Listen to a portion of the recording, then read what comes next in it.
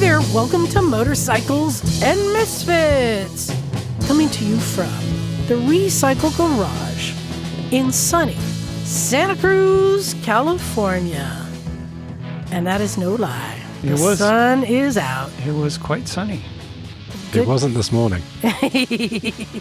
Well, that's how it works. That's how we roll here, Charles. We'll get to that. Hey, everyone, this is Liza, and I'm still here. I got a couple more weeks, and then I disappear. And it'll be interesting when I'm gone. See how everything unfolds. Yeah. I'm hoping the garage will be covered. There's still a couple days that aren't, but people are signing up, and I'm looking forward to my travels. But you know what? It's Mother's Day, which is a special day for many, which is why many of the Misfits aren't here. But we've got Neal here. Hey, Neal. Hey there, Liza. Oh. Do you not have a mother? She passed some years ago. But oh, yes, sorry to hear that. Yeah. So you're off the hook. At least for that, yes. Wow. And well, my wife, she has kids, so it would be Mother's Day for her. But except she's off gallivanting in Europe. She is in Paris right now. Very fancy. Yeah, she flat left me in London, and I had to come home because I'm out of PTO. Oh, real world problems. Yeah. But it's okay because we've got some stunt misfits here. In fact, Matt, this is your second time? This is my second time. Matt from Milwaukee. Oregon. You have to add that because it gets me every time. Yeah, and we were just at the one show together We were just at the one show. Which was a good show. It was a good show. Very crowded. It's always very crowded. Yeah. Eventually, on Saturday. Yeah. Yeah. But I get there on Thursday when there's nobody there. And that's when I really get to check everything out. I find if you just get there before they open and walk in, no one asks you what you're doing. It works out. Because it's a bunch of people that aren't used to having authority. Exactly. I was thinking about you guys. Was there more people there this year than last year? I don't know. I left on this very road trip on Saturday, so I only saw it Friday. Okay. And there were not as many people as last Friday. I will say it was successful. It was excellent weather the whole time. It was and phenomenal weather. They had good bikes, good music, everything. And this time they had a BMX stunt show, the Globe of Death, and the Cossacks. The Seattle Cossacks came back, the stunt team. Oh, wow. That would have been awesome to see. So they were all happening. Yeah. Yeah. Really good time.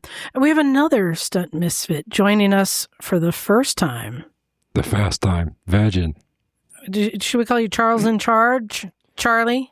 Charles, Charlie. Like, not sure. Whatever you want. It's Charlie. Hi, guys. What's up, wankers? You sound weird. Yeah, Why is you that? bloody tosser. You are a bloody wanker. I'm from the UK, from Kent, and yeah, I've come over. It's been a long time coming for me, but I've made it happen, and no one's here. I've been meaning to ask you, what exactly is a stoke? A stoke? Isn't there towns there that are on stoke? There are towns in Stoke, but what is a have stoke? no idea. No idea. Do you know what a stoke is? You're not helpful. The river? You're I assume. helpful. Oh, hello. Quick plug, because you have your own show. We do. We have done a ride report for you guys, which you've bolted on to the back of this before, and we are called the Moto Chronicles. It's myself and my friend Tom, and then we get the occasional stunt misfit, Doug, who comes in. I call him my cousin. He's actually not. He's my wife's cousin, but we hang out more than I hang out with my wife. So, yeah, we're so a little trio, and we just talk about our trips, riding bikes, going to France, doing this and that, and yeah, we love it. Nice. And then joining us, in a really nice, what is that shirt you're wearing? Does it say Bagel? Bagel, it's a Bagel t-shirt. Bagel is like magic, but real. That's awesome. Yeah. Lovely birthday present from my girlfriend. Bagel, either you've been out in the sun all weekend or you just saw a naked lady. Yes. You're quite right. You're quite red. Yeah, It's been very sunny this weekend. Okay, we'll go with that one. You know, Bagel, I had breakfast at the Bagelery here in Santa Cruz this morning, and I had to know if you'd been there before. I have, yes. Good. All is right in the universe. Of course, of course. the circle is complete. Yes. I have some quick announcements to make. One, I forgot to mention this last time, but we had a lovely donation, a gear donation from our friend in Seattle, Zach. And he mailed us a whole box, like 2 boxes of stuff, some of which is already gone. So thank you very much, Zach. I appreciate that. In fact, you guys got to see gear come and go today as well, didn't you? Well, you're taking some. I'm taking a helmet, yeah. Don't even really need it, but just in case I get another bike, then I'm going to take it. And if not, I'll donate it on. There you go. I witnessed a very skillful transfer of donator to donatee. Wait, yeah, that's right. Donator to donatee by Liza, who's very skilled at ushering that transition. Yeah, we had a very nice gentleman show up to donate 3 pairs of gloves. Really nice gloves, too. And I'm like, you don't need anything? He's like, no, I'm fine. Are you sure? Well, how do you know? And next thing you know, he's walking out with a full set of heated gear and 2 sets of heated gloves. Oh, wow. He's done well there. He was absolutely not Scored. taking anything 2 minutes prior to that. He was not taking anything until Liza got to him. Well, you know what? I was impressed. It was skill on display. Things come, things got to go out, and got a lot of happy customers. Another announcement. Oh, this one is official now. I can now officially say, and Neal, I think you've used up your vacation, so you're not coming. Unfortunately. But this is an invitation, and I said this before, but that was before I had actually made it official. It is now official that the Motorcycles and Misfits will be hosting the hospitality tent and home for wayward spectators at the Bonneville Motorcycle Speed Trials. Well, I'll have vacation by then. Okay, in August? Yeah. Ooh. That sounds really cool. It's Bonneville, baby. Yeah. Yeah, so this is something that my friend of the show, Aaron Sills, kind of got me into. A lot of people have always said, I've always wanted to go check it out. But it's not really set up for spectators. There is no place for a spectator to go and sit. There's not a lot to see because there's bikes out in the distance going by, and there's a lot of stuff happening. So Aaron suggested that the Misfits might be a good crew to welcome people in and explain to them what's going on and take them over to meet people in the scrutineering to explain what they're doing, to meet people at registration, to talk about all the different classifications, to talk to some of the announcers who will explain some of the lingo that they're using, to walk down the pits and meet some of the race teams and mechanics and riders, and have people come over to our little tent and do some interviews, some Q&A. I'm like, yeah, that's right up my alley. So I finally spoke to the organizer to tell her this was my plan. Nice. I've been announcing that we're going to be doing this without her actually knowing we were doing it. But now they have agreed that, yes, we can do this. Was it hard to convince them, or was that okay?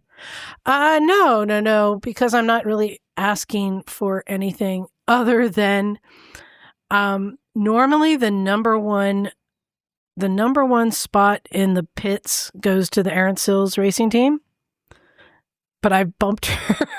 It will be us.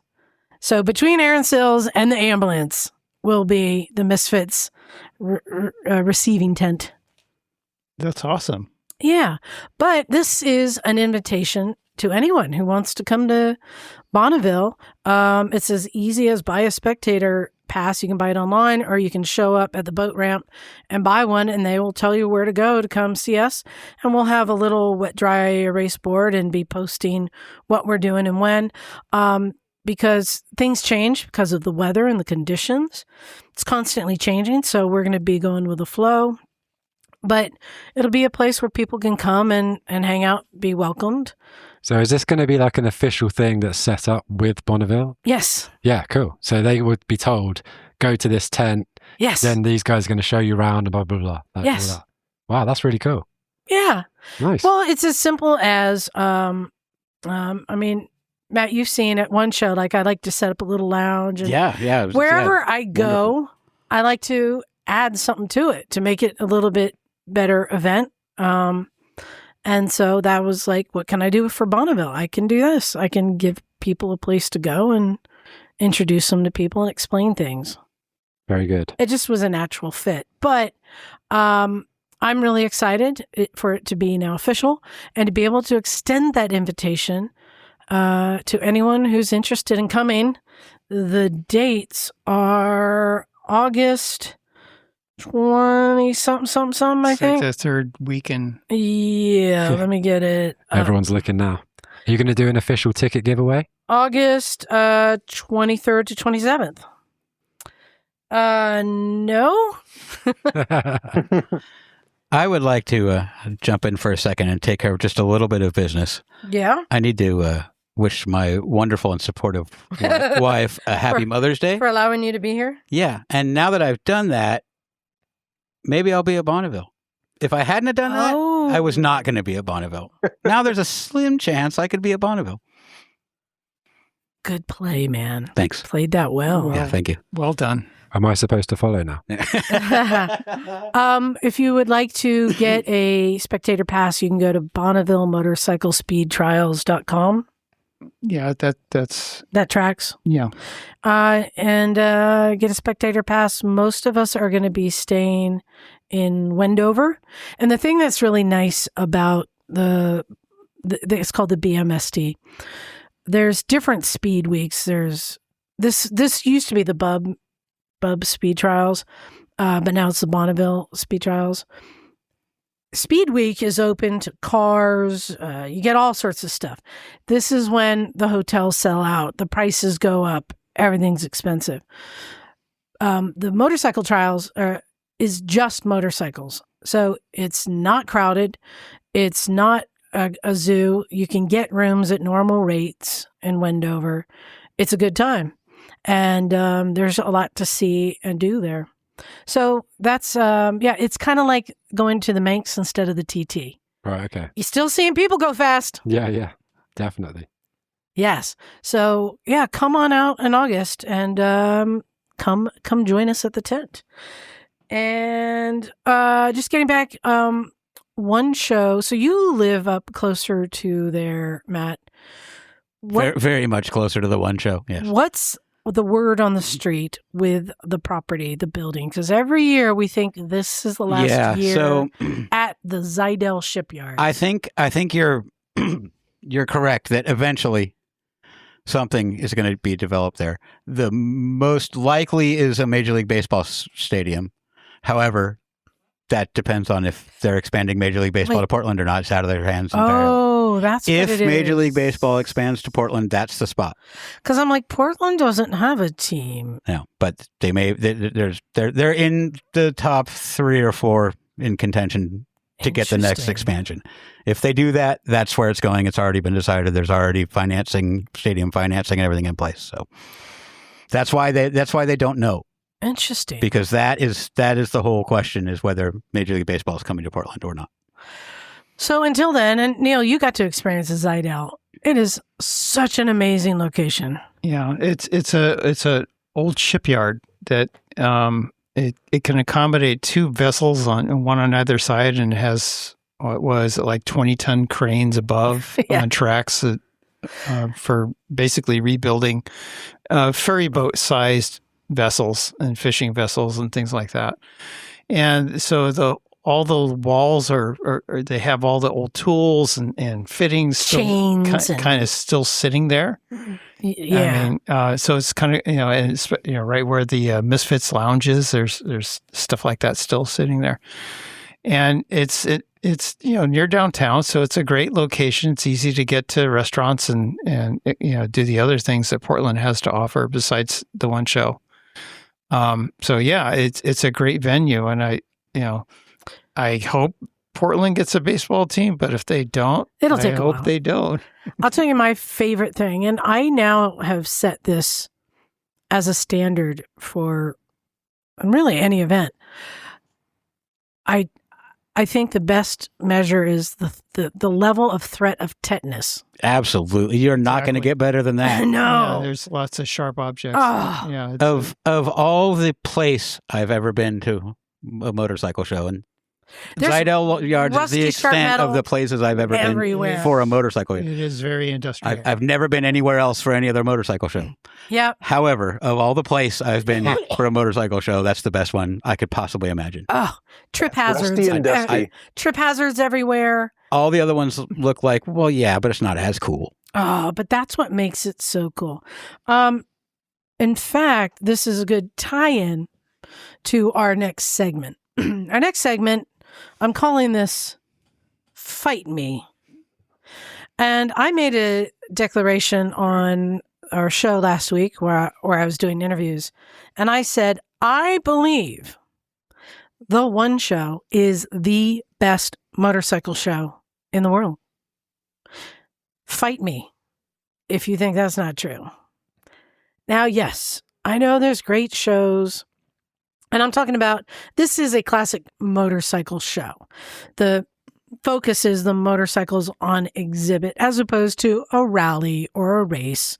This is a motorcycle show. Or an industry show, like Expo, for example. But what I love the most about One Show, what they do so well, well, they do two things well. One of them is the absolute perfect balance of motorcycles, music, art, and food. They're all equally, I don't want to say as important. The motorcycles are what's important, but they all equally contribute to the vibe, wouldn't you say? Absolutely. Absolutely. Have a strong presence. And that whole Portland thing. But why I say it's the best show in the world, it is the true love of anything motorcycle related.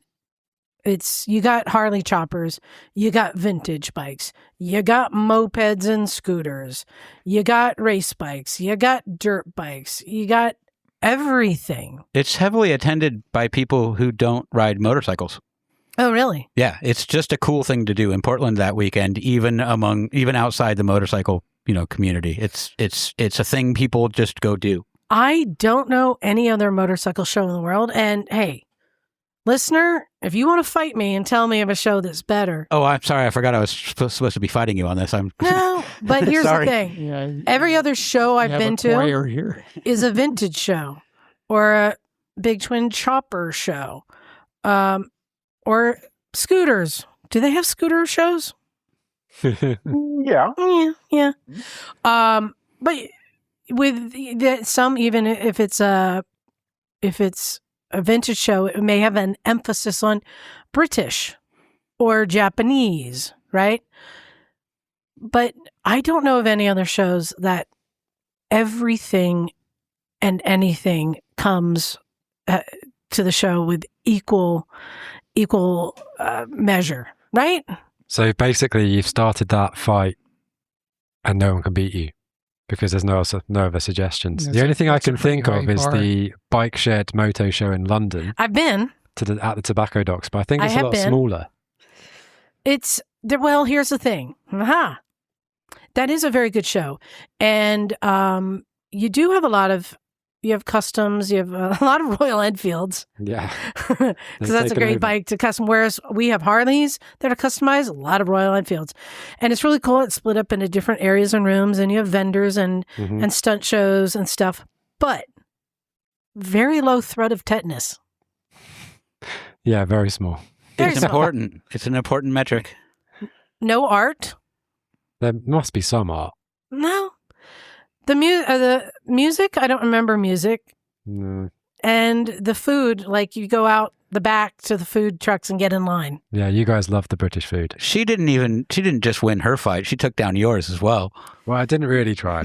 I don't have much of an answer. No. I would say, yeah, because at that show, you get everything from, you're going to get manufacturers who are bringing new shows, like new bikes, like at the one show, that new Harley Cafe Racer that we talked about recently. It was there. I talked to the guy who designed it. And, Royal Enfield brings, they had a Roland Sands bike, stuff like that. So are they going to build it? Or do we still have the blue balls thing? We still have the blue balls. Oh. We still have the blue balls. But they're gathering interest. I would say of shows I know, that's a close second, but it's a little more pretentious. Yeah, it's quite pretentious. Yeah. It's real London, real gentrified London. Yeah. So it's still kind of cool. So a lot of dapper has people. more like a Yeah. quail feel to it then. Ooh, is that another Yeah. argument then? Quail is Is also. that Neal's argument? There's no tetanus to be found there. No, it's None. It's the opposite. There's brandy and cigars Yeah, to be found.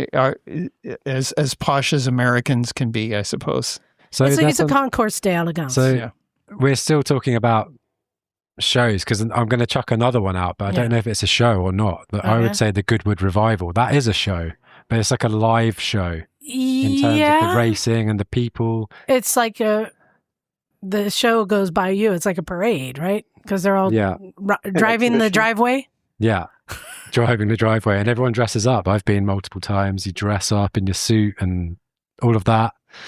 But I don't know if it qualifies, because you could go off everywhere with these show suggestions. But it's an event. I don't. Yeah, that is an event. It's an event. Yeah, I think you're right. Yeah. So, listen, you guys in the room don't have to fight me, because we all know I'm right. But if there's a listener out there who has a fight in them, bring it. That's all I'm saying. All right. Who else has a declarative statement to make? I've got one. All right. Black is the acceptable color for motorcycles. You got to say it. Fight me. Oh! Are you saying the only acceptable color? I'm not going to go so far as to What? say only, but I did What not. do you mean? Wait, hold on. That is not a declarative. So some Black bikes are okay. Black is the best color for motorcycles. Does this include like you as well? As in like your outfit, your helmet, your I draw the Absolutely. line. I draw the line there. Black on. Okay, now I do wear a brake-free light, Okay.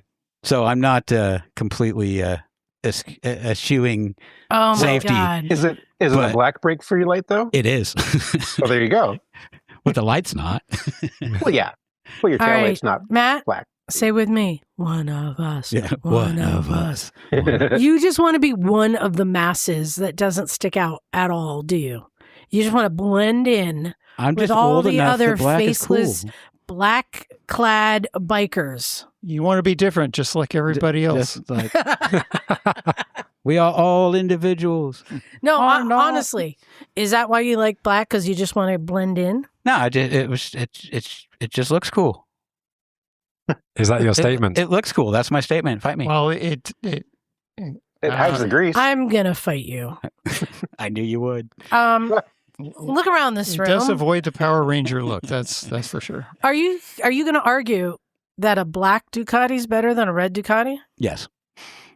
How many black dirt bikes have you seen? I should say Triumph. I'm only taking that position because I'm loving seeing you get wound up. a Yeah, little bit no, about look around. There's not a lot. Matt, keep it going because you're Of black. backstepping. You Keep can going, get keep a going. DR Yeah, I know. 400 in black. So Yeah, a black bike can be okay. In some vintage applications and some sport bike Vincent. applications, it seems to be the standard. probably because that's the most durable kind of paint that was available back But in the day. I think it has. Black is. You started with black is an acceptable Yeah. color. Yep, Yes. Yep. Black is acceptable. Yellow is not. Okay. Agreed. But I don't For know. gear? I think a CB 504 Super Sport in yellow. There's It's better colors. beautiful. There's better colors. Yellow I is the think it's- safest color. There's better colors. Yellow is never the best. But It's the I will fight you in all black gear is just dumb. It's hot. It's not visible, and you just become one of the masses. I live in Oregon. Hot isn't really the Yeah. problem we're trying to. Visibility. Yeah. Yeah. Yeah. Why do you have a brake free? Visibility, 100%. Because he To wears counteract all the black. I'm not saying it's a smart decision. This isn't, this is motorcycles, Yeah, not. it is not a rational decision. Neither is As motorcycles. Jim is saying, this isn't motorcycles when people have their shit together. Yeah, it's Yeah. they're called the who, not the whom. All right. I think if you just stand, I will agree with you. Black is unacceptable color. It is not on my list of unacceptable colors, All right. like purple. All right. Emma will fight you on that one. I know, Emma's not but here. she's not here. All right. Who else has one? Well, I have one. Okay. And it relates to something that's coming up for you with your women's parade lap with your motorcycles are being supplied by. Oh yeah, there's an update on that. Oh, okay. Norton. Oh. So I've seen the two new models in their range, and I think the styling is interesting, lovely, but that logo has to go. The new logo that they did is like I don't think I've seen that one. oh, it's totally cyber something. It's heinous. Let me see. New Norton logo. So what I say is this is an overlap with unsolicited advice. Oh, okay. Go back to the old logo. Here's a question. I assume when fight they me. bought the name, they also bought the rights to the logo. Well, I don't care. I don't care. Go back to the old logo, even if they have to pay. Are you to get talking the about that versus that? exactly? The lettering. So this is the new one versus the old swirly one. Is the new one like brand new? Yes. It is. Yeah, brand new. they're super bikes. So they have Right. the V4 Manx, and they have the Atlas Twin, which is I think 581 cc I thought parallel they'd gone twin. again. Well, they were gone again, but they got this investment, like $200 million from TVS, an Indian company, who's one of the leading scooter or motorcycle manufacturers. Up as well as Royal Enfield and what's the other one? Bajaj? Who are we talking about? Bajaj. Okay. Right. So Okay. they're a major player in the motorcycle industry, and so they injected this capital into Norton, and they've developed these all new bikes. And they're petrol bikes. Yeah. They are petrol. Okay. So my update is I am not going to be riding a Norton at Isle of Man. Oh, okay. Here's why. They only have one of the new super bikes in riding condition. So apparently they don't actually have the bikes ready. I see. So they offered to bring out a whole bunch of vintage bikes for me and Haley and Carolyn Sells. And I turned them down. Why? I don't want to be leading the Isle of Man on a 50-year-old bike that if it stalls, I can't kickstart. Fair A enough. 50? No, they were looking at like some of these are like 1930s bikes, like vintage bikes. I want to have a bike that I know that I can ride comfortably and safely around. They gave Maria Costello my super bike. Well, if they give you an 850 electric start, No, there was a list of like antique bikes that Like they're Manxes and stuff. yeah, and I'm like, no. And some of them were racing setups. So you get left foot brake and you get up, race shift pattern and all that. I'm like, I'd love to ride it around the block. I don't want to be leading a parade with thousands of people Ask if Fair they enough. have First it. time riding it. So Yeah. the 850 electric start is left side shift with a normal shift pattern. No, And I an said old no. logo. I said no, thank you. Yeah. So what are you riding now? I'll be riding a Tracer 700. That sounds kind of boring. It's Yeah. it doesn't need to. It needs to be a bike that will respond well. Also, I've been around the course a couple times. It's a fun course. I want something that's light and nimble and easy, and that is a perfect bike for that. So I not to beat the dead horse, but I will. An 850 Commando full of gas is around 420 pounds. Right? Yeah. So, No, thank you. and pretty light. Again, pretty nimble. I'd be happy 60 to ride it around the horsepower. block. so That's all I going have back to to say. the argument, I prefer the old logo too. Yeah, I think they're really missing an opportunity. I'm gonna fight you here. Misstep. I'm gonna fight you, just because somebody needs to fight. Relay. What's that? I word? tried. I really tried. Here's what I think they're trying to do. Unlike brands like Royal Enfield or Triumph that still pay homage to the vintage bikes through the Bonneville and the Bullet, Norton is not paying homage to the bikes of the past. They are just looking to the future and creating these brand new super bikes, and one is like in an adventure styled upright riding. And I believe that the logo is representing that they're taking it to the future. They're not looking to the past. It's only the future. So I understand the rationale, and I think people would have an expectation of that vintage flavor if they use the vintage logo. I think it's smart. I disagree. Okay. I think of all the motorcycle logos in the world, the Norton logo is probably, if not the most recognizable, it's certainly up there.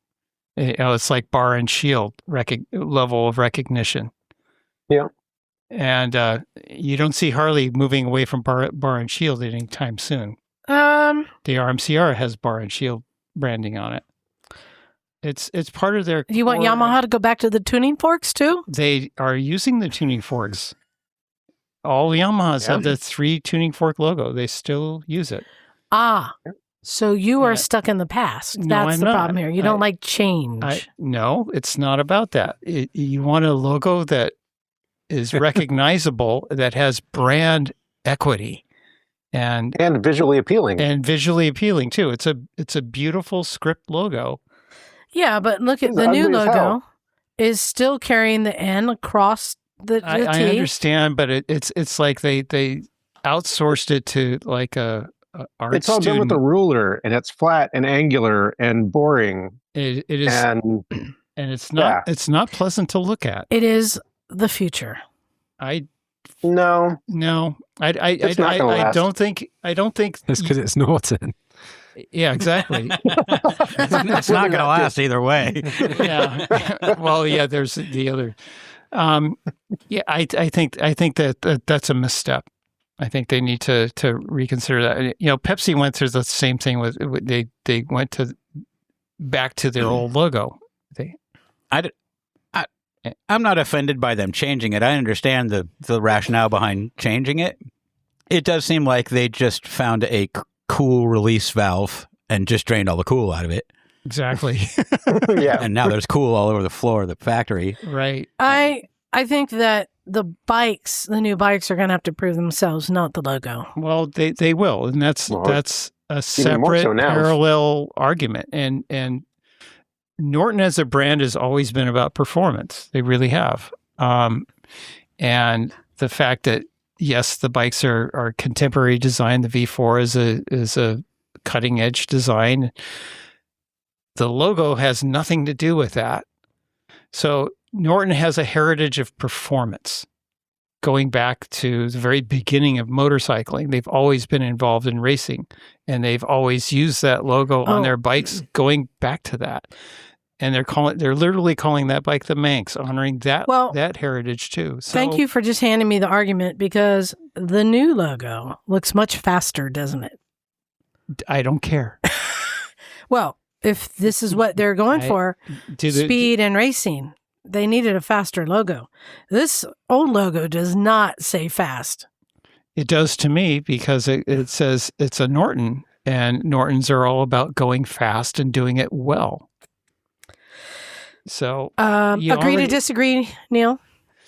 But you know what? This is an opportunity for our listeners. We want you to weigh in. So email us. Let us know where you fall on any of these debates. All right. Bagel, do you have one? I do. What do you have to declare? I will declare that every rider should own at least one scooter. Ooh, Matt, how many scooters? Doesn't have to be modern. Have you? Doesn't have to be automatic. Could be vintage. How many scooters have I had total in my? Let's see. You didn't say fight me. Carry the two. Oh, fight me. Carry the two. Well, I'll none. I'll weigh in. Zero. Yeah, I have zero. What's wrong with you people? I'm not spending money on that. Sorry. Yeah. It all went into my Bonneville. I don't have anything left for a scooter. Let me tell you why you should own a scooter. Yes, tell me. Because they are cheap. Are the easiest way to N+1. You can get them cheap on Craigslist Marketplace. They're plentiful. They're all over the place. You know, they're not hard to find. You can get one for a really good price if you look just a little bit. And they're also very fun to ride, even though people like to gravitate towards larger bikes that are very fast. Scooters are very small and nimble. And as we all know, it's more fun to ride a slow bike fast than it is to ride a fast bike slow. Charlie, did I make a good argument for why you should have a scooter today riding through traffic? You did. And also, Bagel has just gone into my argument, which was just that. Small bikes are more fun to ride. And that leads into the scooters. But there is a limit, I think. But I'm kind of on Bagel's side with this one. I have a serious question, though. Yeah. What if I don't want a scooter? What's wrong with you? Why would you not want a scooter? I just don't. Why not? Because I have a motorcycle. It's not your vibe. I have no problem with scooters at all. Oh, hold on. Have you ridden a scooter? They make flip-flops in black, you know. So he's wait a minute. Hold on. He's on the rocker's side. So yeah, because he thinks they don't come in black. He wants a Norton. They make flip-flops in black? Scooters. Oh, yeah. Oh, yeah. Buddy, you can get a Buddy 125, all black. Oh, man, Beautiful my bike. argument just drained all over the floor with the cool from the Norton logo.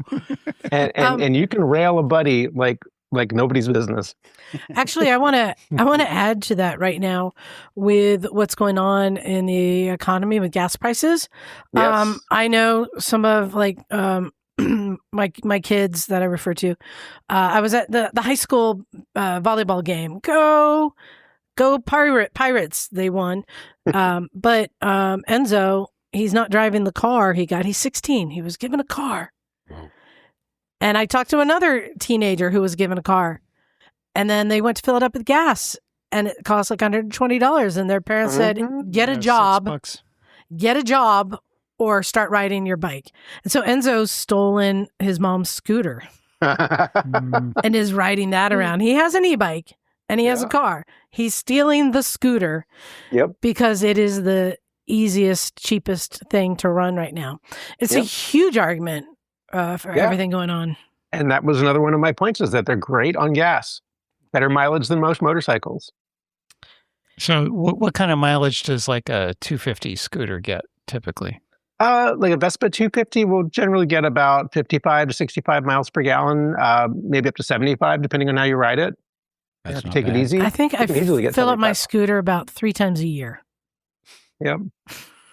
And another great point about scooters is that they don't take up as much space as a motorcycle. They tend to be a lot smaller. So if you don't have enough room in your garage for another motorcycle, you might have enough room for a scooter. I'm going to add to yours. Matt, yes. Are you married? I am. What is your D-1? Boy, I am pushed up against it hard right now. Charlie, you know what we're referring to? The D-1. I'm not sure if I do. The correct number of bikes. The formula is D-1. I thought it was M+1. No, D equals divorce. Oh, okay. So for me, what is the right number of bikes you're allowed to have? My rule was to have more running bikes than non-running bikes. Oh, so you're already putting yourself in the doghouse. But I currently do not possess more running bikes than non-running bikes. So here's the thing, not to generalize women, but when you bring home a cute scooter that they could potentially ride too, that D-1 becomes a D+1. No, that's not right. I have already suggested this to my wife, and it was immediately shot down and flattened. I've tried the same gambit. And, It was a hard no immediately. yeah. I mean, Not for everybody. she was that close to buying my friend's 300 Vespa, and because he was leaving and going back to Israel, and it was, I have to get the motorcycle license, and that kind of argument, and Not with so, a 49cc two-stroke. That's true. No, you do. No, you don't. Yeah, you do. No, you don't. In California, you do. There's the fight. No, you don't. Yes, you need M2 at the very least. You cannot ride it with a car license. Uh, Mopeds, you can. It has to have not a pedals. 50cc 49cc? He's right. Mm-mm, Yes. You In don't. California, yes, Liza, look at the manual. Well, I know a lot of people riding dirty then. If it doesn't Yes, have, you do. If it doesn't have Yes, you pedals, you do. can't do it. Only mopeds Because- you can do it. Because I will say another point I was going to make is that you can get away with a lot more stuff on There a it is. scooter than you There it can on a is. motorcycle because you are invisible. People don't pay attention to you. You're just some Yeah. schlub on a scooter that nobody wants to mess with. Especially if it's black. Right. Exactly. Then you just it needs to be Matt, I think that you're biased against scooters. You're probably one of those I'm guys not. who doesn't wave to them. No, I absolutely do. Mm-hmm. I wave to everybody. Mm-hmm. I wave to scooters. I definitely wave to scooters. I do. Thank you. I appreciate even it. fist bump with them on occasion when I pull up alongside. I will say, That's if a I little lived going in too Santa far. Cruz, I think a scooter would be an absolutely viable option. Yep. I live absolutely. just Really. outside of the woods, of deep Clackamas County, and I don't want to rock that on a scooter. I just don't. I want to hit that on a You might be motorcycle. surprised. All right. You might be Well, surprised. Tell you what, let me see if I can lure you over with this one. Because I'm going to make a declaration here. I'm going to declare that the Honda Elite scooter is not only the best scooter ever made, one of the best vehicles ever made. You're Fight talking about me. the 250? And the 125, the 250, they won't die. They run forever.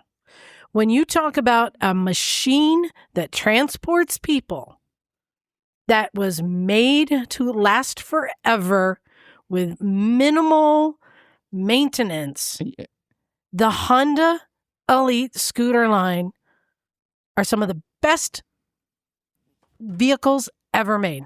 Well, that's my great. declaration. Fight That's me. great, Liza. That's great, Liza, because you can't get parts for them. Yeah. You don't need Don't to. need to. So I would fight you on that and say a Honda Super Cub is a better choice Yes. because it's new. You can get parts for it. The old ones are good too. And the old ones, I've had many. And you want to And you talk can still about the get parts. universal transportation. How's it on the freeway? Perfect.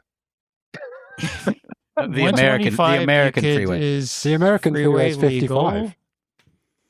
Yeah, they're not legal on the freeway. 125 My Elite is. 250 is. No, No, No, they're not. 125s. You can No, take they're not. 125s are No, legal. they're not. Nope. 150. 150 Oh, okay. is the Yep. cutoff Alright. in California. Okay. Wow. But the Elite is a 150. Well, Yep. it is badged as a 150. It I is don't a- know. It is the badged engine- as a 150. I but wouldn't is take it on the engine freeway. Actually, 150. However, they do have the 250. Mm-hmm. I'm just saying Yes. they last forever. They are the cockroaches of the vehicle world. Yes. I think Their- they will last through a nuclear war. Yes, except their shocks don't last forever. Oh, I put some 1974 CB350 shocks on, and that was an upgrade. Wow, It works great nice. now. Cool. Well, that's great. Yeah. Because you know what? I could get Mhm. parts for my scooter. Okay. Well, you Yep. can improvise. That's good.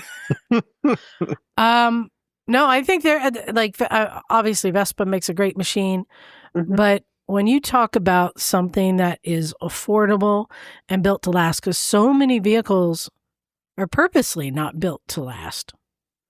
But Yeah. Honda fucked up Because these things last forever. Honda's the best. How many They did years it have I right. owned that Elite 250 Bagel? I want to say it's at least 10 years. I checked the probably oil 12. once and the tires twice since I've owned it. And it's started every time. Well, you might want to change the oil again at some I point. just found out it has coolant. I didn't know that. Oh, yeah. Yeah. Yeah. It's There was liquid another cooled. kid in here with a You might- Elite 250. I'm like, what's that coolant coming from? Yeah, you might want to change that too at some point. Yeah. I got to go check. My Mhm. point being, didn't even know it had it. Still runs great. Until it doesn't. I'm just saying. No, I think when you look at any vehicle made ever in the world, I mean, maybe a Toyota Tacoma, because those things seem to go forever, or some Subarus. But boy, that those Elite scooters. So it's the Hilux that, yeah. Yeah, the Top Gear Hilux. Yeah. You should do Yeah. a like special like Elite Top Gear test. I think they did. The one where they strapped did they ride? I know Fortnite Not did a Elite. KLR test, didn't he? Yes, Oh, they yeah. did. They did. That was epic. Yeah. All right. Nobody's fighting that. All right. We can move on. Who else has another one? Well, my fight was originally going to be, like Bagel said, the lower CC bikes are more fun to ride. Yeah. Which I still agree with, especially after today when I rode your Ibex 450. Sure. But if that was an Ibex 125, would you be making this argument? Well, the Ducati rider I overtook was going pretty slow, so probably. But I have changed it since we've chatted Okay. about this kind of stuff and the scooter thing. So Honda is the best motorcycle brand. Fight me. Oof. Okay. There's a lot of criteria here. There's a lot of criteria. It's a bit open. It is a bit big. It is a bit open. So I will help you We and love our say Suzuki's Strong here, argument. It's a I will strong argument. say you're basing this probably upon the Cub being one of the top sellers and Honda being the leading manufacturer of Yeah. all the manufacturers, And the fact I own quite a few Hondas. and that they are made well, generally well. But are they the best? This is the thing. Just like you can argue, is the KLR the best all-around bike? I've never ridden one. Well, here's the thing. It's good at everything, not great at anything. It's marginal at some things. So to claim that Honda's the best, are they the highest performing bikes? The best performing bikes? But then that's too open as well. Well, What motorcycle has been produced longer than any other motorcycle in the world, Liza? the Bullet. Wait. Not anymore, though. You walked into that one. Shoot. Okay, never mind. You mean the highest, most units produced would be the Honda No, Tug. it is produced. in But the Honda. longest running model is the Royal Enfield Bullet. Right. So Honda, I'm going to try and pick some holes in this. You can jump into, Neal, I'm sure. How does Honda do at MotoGP? They're It has marginal. done well. Yeah, but recently they're getting their clock cleaned by Aprilia and Ducati. So That's because Marquez left. yeah, Hmm. there's that too. What is the best, like if you want to get a high mileage touring bike? Pan-European. I mean, yes, Goldwing's up there, but Concourse, there's a lot of I'm not sure other what bikes. Concourse is. FJR 12, or 13. Yeah, is Honda the best? Goldwing? Yeah, Yeah. I mean, I'm trying to put some holes in it. Honda makes okay. Are Hondas affordable everywhere? Yes. Okay, that didn't help me. Which was the Honda you spoke about earlier? Which I can't Atlas remember. Honda. Yeah, you've got them. Yeah, but if you take something that uses 30-year-old technology, you can make it affordable. Because it still works. I'm having trouble. Help me. I mean, I'm trying to fight. if I'm going to shoot myself in the foot, it's just released an e-bike. Is that correct? They I think there was an announcement on that. So they've been working on it a long time, and we're waiting for everyone else to kind of forge the path through the market before they released one. We looked at some of the initial specs and the range. Ooh, okay. Impressive. Is Honda the leader in forging paths of technology, or do they just wait for other people to develop the technology in the markets and then? No, that's Suzuki. It tends to follow behind. But then it goes back to they have been the leader in the past, and maybe not so now. But I don't know. I would say in terms of technological leadership amongst the big four, that I would say Yamaha is somewhat stronger. Bagel, help me out. But they've here. also fallen behind in MotoGP as well. Well, I was going to say that maybe technology does not make the best bike. Maybe technology makes the most complicated bike that needs more fixing and more maintenance and more repairs down the road. Well, it depends on how well it's executed. I think Sure. the Yamaha CP2 engine that's in the Tenere and a bunch of other platforms is probably one of the best engines on the market that you can buy right now. I think there's one company that may be able to pose an argument, and that would be Hero Motor Corporation. Fortunately, I'm not familiar enough with their models to argue that. But aren't they the largest manufacturer? Bagel, Hero? Does that sound familiar? They might be. I don't know offhand, but I know they'd make a hell of a lot of bikes. And they had a major presence in the Paris or the Dakar rally. Dakar, yeah, that's what I was going to ask. I thought that was the case. Yeah. I think that I'm going to say this. Your declaration is safe. Yeah, it's just pretty like easy. Honda plays it safe Yeah, and lets other people do the work to forge forward in technology in the market. And then they come in with quality and pricing. So does that make them the best? Probably one of the smarter companies. I think they... it's you played it safe. I did play it quite safe. Yeah. They do make, and my take on it is that they make, I think, several most important motorcycles. One of them's the Rebel, for example. Yeah. They sell a shit ton of Rebels, and for good reason, because they're a good entry-level bike that's very functional and easy to ride, easy to own, easy to work on. So, I'm not going to fight you on that level. I think in racing they're falling behind, but I think for workaday motorcycles, their range is probably the best offerings if not terribly exciting. I have a question for you, Charlie. Name any model of Honda that has the wow factor. The wow factor. Something that really rolls your socks up. I can hear it in my head, and I'm now losing it, but I know what it's called. The one with the oval piston. Oh, the NR750. Yes. Yeah, I mean... That was, yes, they did sell that in very limited numbers, but and maybe should we qualify the question and say in terms of what they offer now? Is it now? Yeah. I mean, is there a Honda that really fires bike up from the your last imagination? 10 years has the wow factor?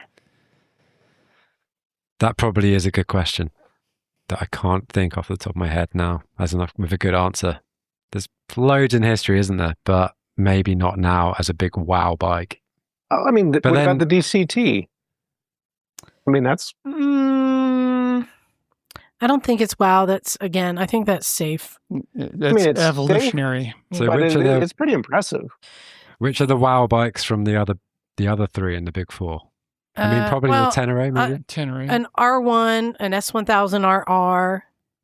There's some pretty, the R1M, there's some wow bikes, right? Yeah. I mean, and even, we have to say, the BMW, the GS series has been a wow bike that's changed the world. The GS 1300 is really good. So I think there are a lot of bikes that have a wow factor. I just don't think of any Hondas with that. Other than the current CBR 1000 RR. I think the wow factor in the Honda range now are the little bikes, the Dax and the Monkey. It's not a wow. That is a wow. It's cool. That's super wow. Look at that. Yeah. I remember riding one of those. It's a fun factor. That is a sure. mega fun factor. Okay. I have one. And I don't know if I'll get a lot of fight. Maybe one person here. I am going to say we have the best riding in the world right here in Santa Cruz. Fight me. Now, There's no fight. You win because of the weather. Charlie, you got to ride our roads today. You went up Highway 1 up the coast, beautiful ocean with nice fields and cows. I didn't see much of the ocean though. Yeah, it was foggy. It was really And then you headed up into the mountains and you got to have fun with the twisties. The mountains were very, very good. And you got to experience Skyline Boulevard, which I think for it being a mountain road with some twists and turns in it, it's a pretty fast road. Yeah, it was actually. Oh, yeah. Yeah. Although, again, that was foggy at the top and I had to keep... Unlike that Like it. bullshit, like 35 mile per hour zones all over UK. Yeah, well... And roundabouts every mile. God. Yeah. I mean, this is a tough one because, I mean, I'm lucky enough to live in France for 6 months of the year, but it happens to be the winter. So I can't ride too much with all the snow because I'm in the mountain. But then the UK, yeah, I don't think I've probably explored some of the best parts. How far do you have to go to do some good desert riding? Well, it depends. Maybe Africa? jump on a plane. Yeah. Yeah, I mean, coming here has always been like an idea of mine, and I've managed to sneak it in Yeah. with the wife kind of not really knowing what I'm doing. And I've obviously heard you guys speaking about stuff and the Santa Cruz Hills and all this kind of information, and Jim going off to the desert and all this stuff. And actually, it was really good. And I haven't given myself enough time to be here. Like riding for 4 hours this morning wasn't enough time.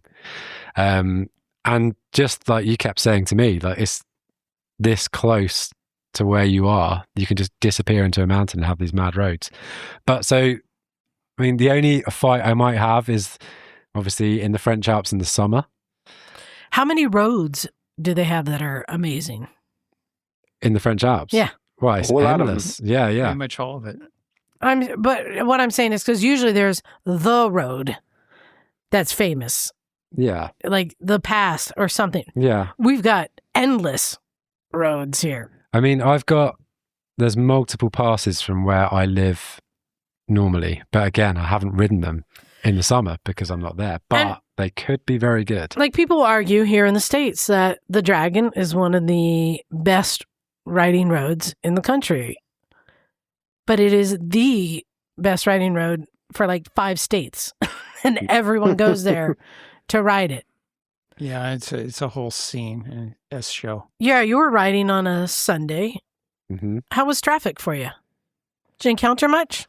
Not really. There was a few slow cars, and then I was like umming and ahhing about overtaking, which I'm not supposed to do, and I didn't really. But it wasn't very busy. I was actually surprised. The biggest queue was at Alice's with all of the road cyclists queuing up in their helmets and their tight stuff.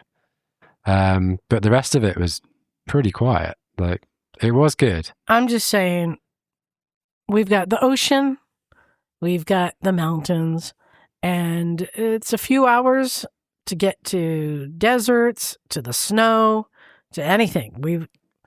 Well, so we need to qualify, I think, a little bit. So locally, we have a lot of things that are close at reach.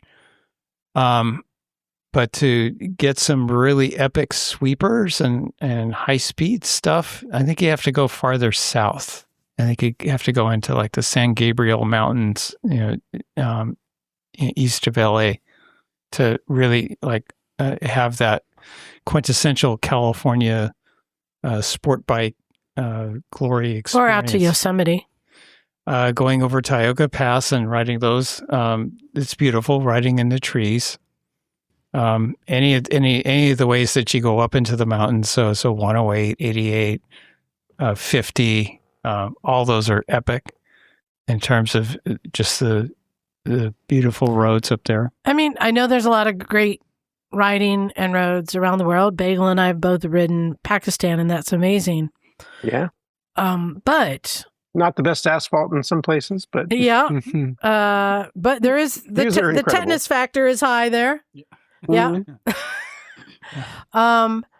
But it is a trek. You're leaving for days away from home. What I'm saying is, Yeah. we can ride for hours and hours and days. I do want to. At any point, just be an hour away from home. So I will offer two others. So up in Snowdonia, there was some pretty interesting roads that were motorcycle worthy. That bit between the road the northern highway that goes toward Bath. Yep. That goes through Avebury. That was nice. Yeah, didn't have a lot of high hedgerows. So there was views along. God, those sucked. Yeah, They sucked so much. The Cotswolds, people say, "Oh, the Cotswolds are so beautiful." You can't see shit because there's. Did you go to Diddley Squat? No, we didn't. We talked about it because Diddley Squat. The way you said that was really funny. And we were staying in Stow-on-Wold too, which was not too far from there. Yeah. And ran into an interesting fellow in the bar there, epidemiologist Larry. He's actually a pretty famous guy, Larry Brilliant.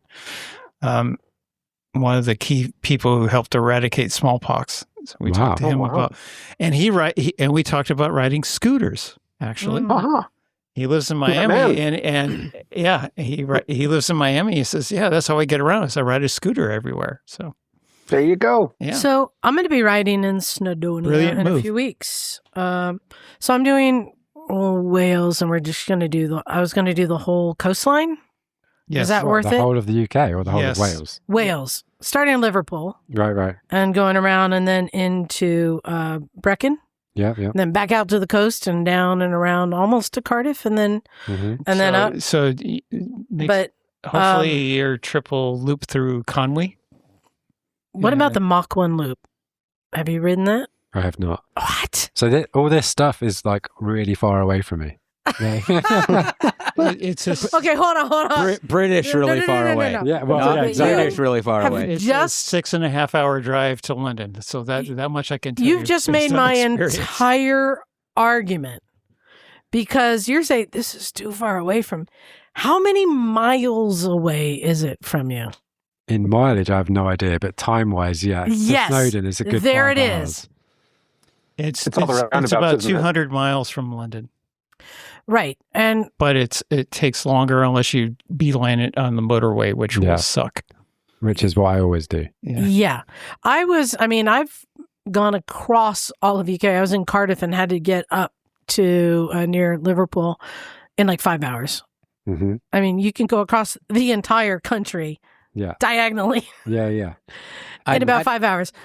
I mean, we can't even go across California in that. Yeah. But I will also offer Cornwall as some beautiful riding down there. No, it's beautiful. But the thing is, you have to get there. And my argument is we have the best riding here, because how many minutes does it take to get to the ocean?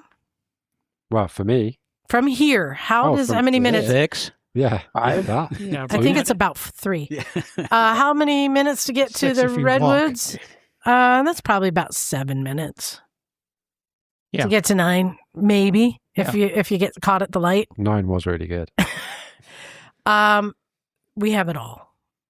I do want to stand up for Oregon a little bit. You go ahead. You try. But I'll bring it around. Oregon has many of the things that you're talking about in a similar distance range. However, much like parts of England, you're either riding in the rain or you're not riding. So you guys get us completely trumped on the You weather. need a Niken. No, I don't. Yeah. No, you I can don't. ride in all the I don't. weathers. You can get them in black. I was also an Oregonian now. I will say there are some amazing roads here too. And there is actually desert closer to where I live than to where you live. That is a fact. Yeah, that is a Yeah, fact. you got You have sand sand dunes. dunes down there. And the yeah, Alfred. not just sand dunes, but like moon rock landscapes, Yep. like Right. volcanic areas. Brown that are Bend. amazing, like incredible to ride through. Then the Mackenzie Highway, Yep. 242. Yep. Fantastic ride. It's only open about 3 months out of the year. That's but man, when you can get there, it's amazing. it's fantastic. Yeah. All But right. it rains all the damn time. So I have one last one, and then we're closing out. Fight me. Mhm. I gonna say that you can get some really good stuff on AliExpress. Fight me. Define good. Oh, define stuff. Yeah. Well, you know what, Bagel? Thank Price- you for asking that Price question, performance. because it brings us to our next segment. Whoa, what is this? Oh, Oh yeah, I'm gonna pass around.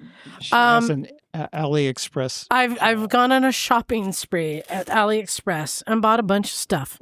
when and are you you guys not? can pass it around. And feel free to pull some stuff out if you want to inspect it. I've got quite a few things, and we're going to play a little game here. Flame So, gun. what we have in here in this, we have the flamethrower is going in the garbage. So that one's Sounds not on the scary. list. That one was so bad. That was so bad. Wait, flamethrower? You need to it's- explain. It's No, a, it goes on a butane. It's a torch that goes on Butane. top of a Yeah, butane. it's a torch that goes on top of a butane. Oh, this isn't something like put Filler? on the back of your bike for like No. people's tailgating? It's meant to be just like a tool. Think of like Oh. a spray bottle, like a 409 spray bottle Yeah. that you put on top of a butane bottle. And you then know, it you know, shoots for your flames out. bong. Yeah. And it shoots out about a 12-inch flame. So if you're smoking some shatter, you need one of those for your bong. Is the bag included? The bag is part of it. The bag looks all right. All right. So you can pull some stuff out, hold on to some stuff, and pass it on. So what I have in here is a 10 millimeter wrench. Did you pull any things out? I did. Well, I had the 10 Well, millimeter wrench. pull some things It out. was quite I flimsy. want everyone to have a few things so you can hold on to it. So you guys, I've had a chance to check it out. Okay, so in this is a 10 millimeter wrench, and this is a wrench that has the ratcheting closed in. Okay. There is angel lights, which I'll get you to explain in a second. A exhaust spring puller, a tire repair kit, a bag of 10 millimeter crush washers, an 8-liter wet dry bag, a 46-piece wrench set, a brake bleeder tool, and then not in the bag, but out on my bike that everyone got to inspect, a CarPlay screen, and some fog lights. So we're going to go through these. Charlie, grab that 10 millimeter wrench. Yeah. How's that look? How's that feel to you? I mean, it feels okay, but well, it's strong. It's not bending. What would you Yet? Yes, yeah, exactly. what would you say that wrench would cost if you were to walk into a hardware store and buy it? Couple of pounds. You mean the dollar store? Yeah, it's probably more dollar store. Yeah. I mean, I feel like They do have ratcheting Poundland bit- in the UK. Well, Yeah, Poundland. Liza, it depends on what type of cheese it's made out of. Yeah, well, it looks and feels pretty good. I'm just going to say. Well, have you put it on a nut yet? No, because it's too pretty. I mean, It's it got a is really quite nice pretty. finish. It is a decorative wrench, you're saying. It's really pretty. Okay, So here's the deal. Well, be sure to hang it lovingly on your wall. For each one of these items, I have 3 prices listed. Hmm. One is what I paid for it on AliExpress. The next price is for a very similar item on Amazon, because I'm finding that Amazon now carries a lot of the same things as AliExpress. And there's an argument for buying from Amazon in that it's easier to return. And in many cases, it comes faster because you don't have to wait for it to come from China. And then the third price is I looked up like the actual item or a similar item of a known quality or brand. So that 10 millimeter wrench you have there, anyone want to guess what I paid for it? So I'm going to say about $6. I'm going to say $3. I paid $4.23. Liza, Yes. Harbor Freight has a 10 millimeter ratchet wrench for $3.49. So I went to Harbor Freight. They didn't sell them individually. This one is in stock, and the one in my town on aisle 7. That may be the case, but I went to my Harbor Freight because I was out of 10 millimeter wrenches. So I had to buy some. Again. But Harbor Freight, I'm guessing maybe the exact same brand. That pushes So- the Harbor Freight rule too. That the Harbor Freight rule is nothing with any moving parts. Yeah. That pushes it. On Amazon, I found very similar wrench for $4.99. So in that case, I would say if somebody's looking for a wrench, go to Amazon because at least But Harbor Freight, or Harbor Freight, yeah. But if you go to Ace Hardware, our local hardware store, and get a Craftsman, that wrench is $19.99. Whoa. and it also has a lifetime warranty too. I'm getting the Craftsman personally. Well, Yeah, but you have to. The thing to think about is even if it has a lifetime warranty, they're not the same as your dad's Craftsman tools in terms of Sure. quality. And if it But they're breaks, still- then you know how much is your time worth? Right, but Right. they're still better than the what Liza has there. yeah, but when somebody wants a full set of tools, I say buy a full set of cheap tools so you can have many tools, and then you replace what you break with the better tool. Sure. That is a strong argument. So, let's go to the spring puller. It's in the baggie. So, I don't know if y'all are familiar with this. It's a little T-handle, much like you'd have on a Allen wrench, a rubber-coated T-handle with a hook at the end. And this is used for pulling springs. You might use it on a center stand or an exhaust spring. But I've had these in the garage and they keep going missing, so I had to buy another one. What do you think that is worth, that fine tool? What's Charlie? What does the quality seem to you? I mean, it just seems all right. Basic. Yeah, basic. Yes. It's got a nice little angle to it Mm-hmm. because obviously you've got to put it along the exhaust. You could also use it on trampolines. Yeah, there you go. It might break on the trampoline spring. But are you asking prices? So what do you think that is worth? $2. So I paid $2.19 for that. Whoa. The price is right. And much The on price. that. That's that. On- Can't go too wrong with that. Amazon, similar thing, $4.39. Boo. But if you were to go to Revzilla and order a Stockton Tools spring puller, $12.99. Well, Wow. Liza, Yes. I have owned a set of spring pullers exactly like the ones that you show right there, Mm-hmm. and they work great until that little hook tip breaks off when you're pulling the spring. Mm. How And many that can hurt. springs do you pull?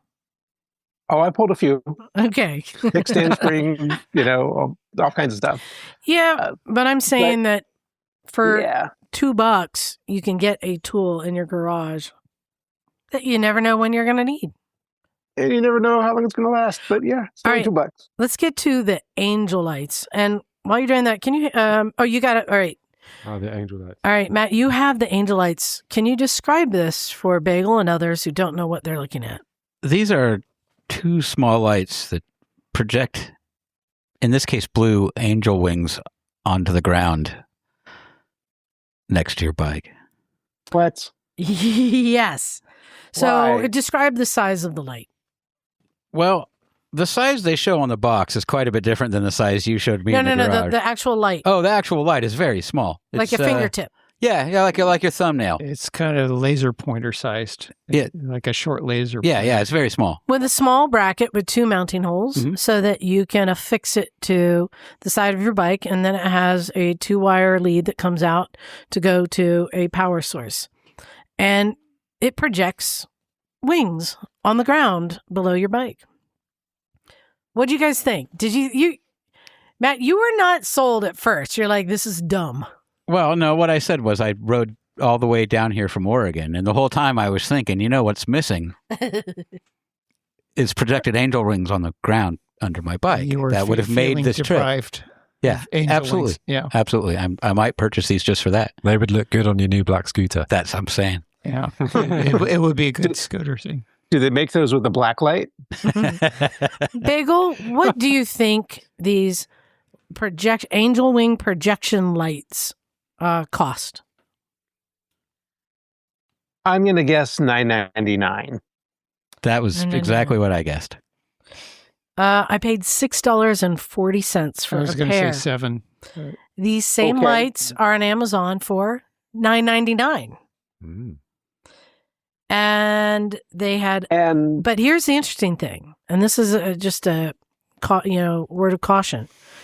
I found the range on Amazon from different dealers for the same lights anywhere from $9.99 to $21.59. Well, Considering I paid $6.40. I don't know why I'm in at $6 and out at $9.90. Also, you can walk into Walmart and buy that exact same thing for $18. 640 is looking pretty good right now, ain't it? It did Can I kind of win me ask- over. can I ask why this is a thing? Why is this more Yeah, useful? I will tell you why. I saw this on someone else's YouTube channel of them reviewing stuff, and this is a new kind of thing. You can get, these are just the lights themselves, but you can also buy turn signals that have a projection down the bottom, and you can get different shapes and projections. And I thought this is actually kind of clever. It's kind of a new thing that's come from the cheap technology of having these little affordable LED light projectors, right? That you can get your logo or whatever. You see these sometimes outside of bars now, projected on sidewalks, or even some cars. Like, I think, is it McLaren or something, will project it when you open the door down on the road. My auntie and uncle just got a brand new Defender, and you open the door and it says Defender on the front. There's a pretty Right. solid 1970s argument Lincoln has now. had this. So these projections are being used in different industries because it's so affordable and cheap. And I think it's pretty cool because it's a pretty minor thing to put on your bike. It's a very low draw, and it's pretty easy to mount, and it's so small most people would never even spot it. But it's kind of cool to have these angel wings following I don't you know everywhere. I don't know if the What's blue cool that about these ones are makes the point I'm trying to make, but there's an argument that could be made that putting light on the ground under your bike, slightly wider than your bike, is only going to increase your visibility traveling down the road at Fair. in the dark. Maybe. So there is that argument. And $6.40 And is a $6 really good argument. Yeah, Sure. extra light does produce extra visibility, theoretically. It's a I why mean- not? But it's kind of cool. I think it's kind of cool. So Well, looks like these are going on Matt's Triumph then. there you go. All right. Who's got the? Nope. Can you hand a couple to Neal too, so he can inspect? So I saw those. How about the tire repair kit? Who has that? Okay. Yes, Neal has the tire repair kit. Can you describe this tire repair kit? Yeah, it's a case that's about Into the microphone, Neal. I'm always doing this. Yeah, it's got tire plugs. So, and just it's a zip open case about the size Yeah. of your hand, right? Yeah, about the size of a 3x5. Hold it file so card. Bagel can see. And it Yeah. looks like it has all this stuff. It has the adhesive, it has the rubber plugs, and the T-handle tools for inserting the rubber plugs. So it comes with, I call it the mushrooms and the licorice, That's right. and all the tools. Bagel, you've probably repaired a tire or two in your life. Oh, yes. Yes, I have. This is a good kit to have when you're traveling with a tubeless tire. What would you say a tire repair kit like this is worth? I mean, I'm a little trepidatious here because you don't want to use cheap products on your tires. That said, a rope plug in a hole in a tire, I'm not sure there's much that can go wrong with that.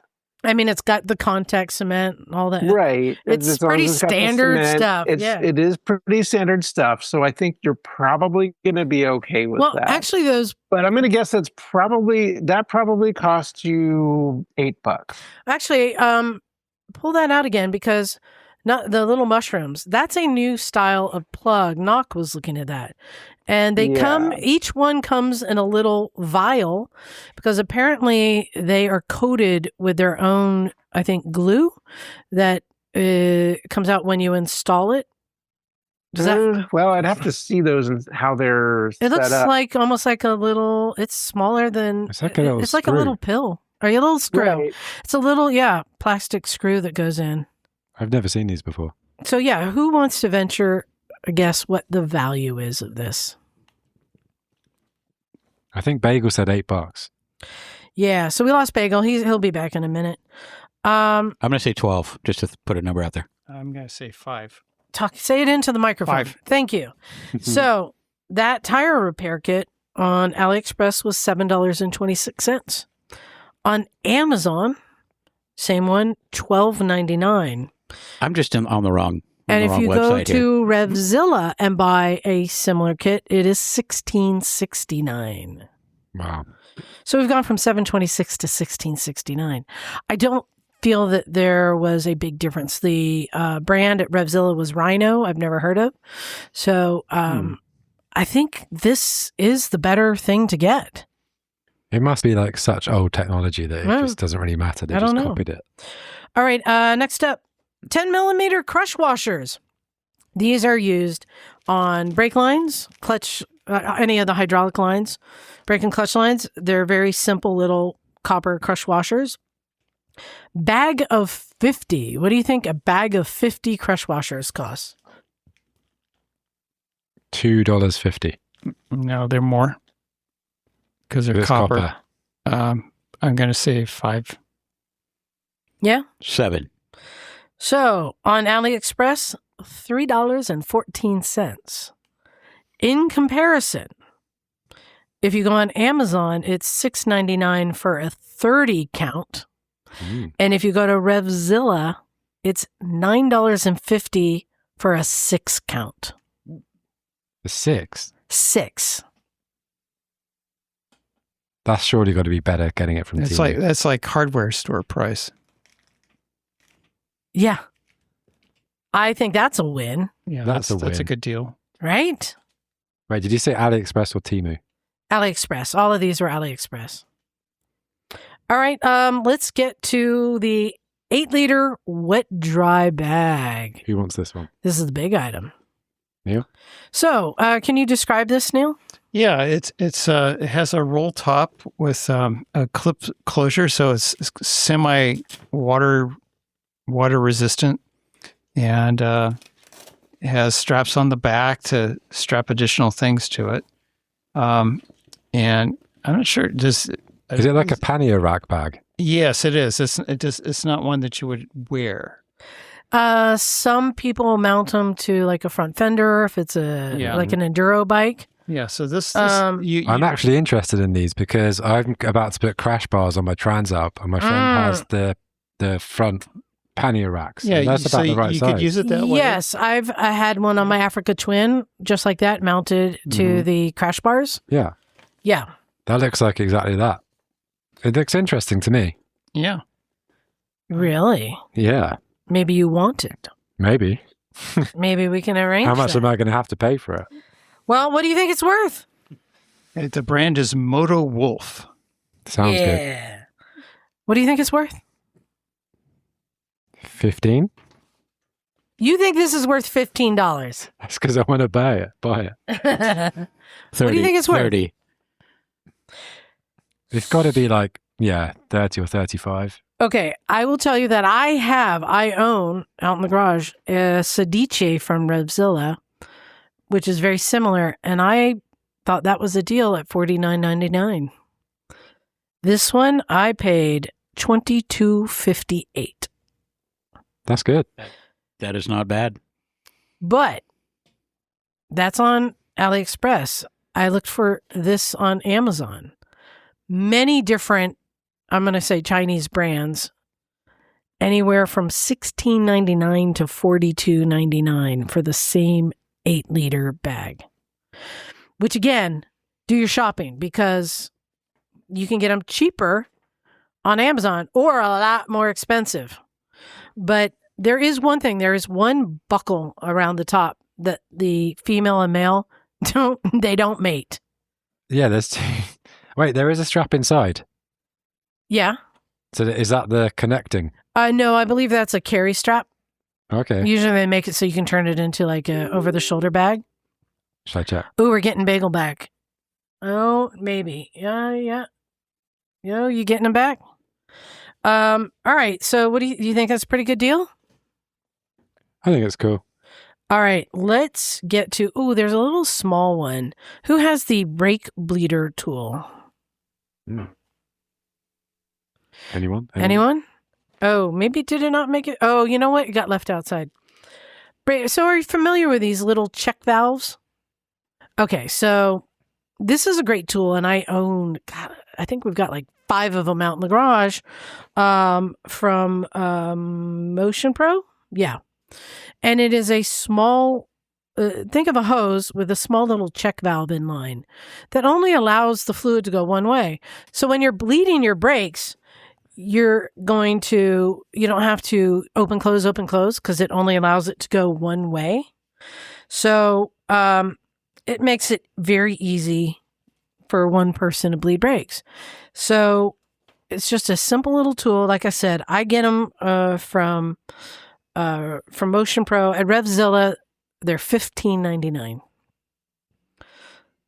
At AliExpress, $3.80. And is it, in your opinion, the same quality as the other ones?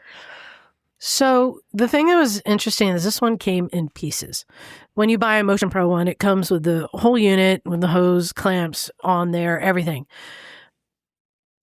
This one you had to assemble, but you realize how simple it is. It is literally the two halves that go together with a spring and a ball bearing inside. The fluid can push the ball bearing and spring one way and not the other because the spring keeps the ball bearing seated. Yeah. And you realize how simple it is. That's the same with lots of things. Yeah. So I don't think it's going to come apart once you put it all together. And if anything, I thought it was cool. You could see how it's fabricated, So I mean, we got to try this one, but I've been using the Motion Pro ones for a long time because I thought, this makes the job so much easier. Well, now you can make it so much cheaper too. All right. Well, let's go to the 46-piece wrench set.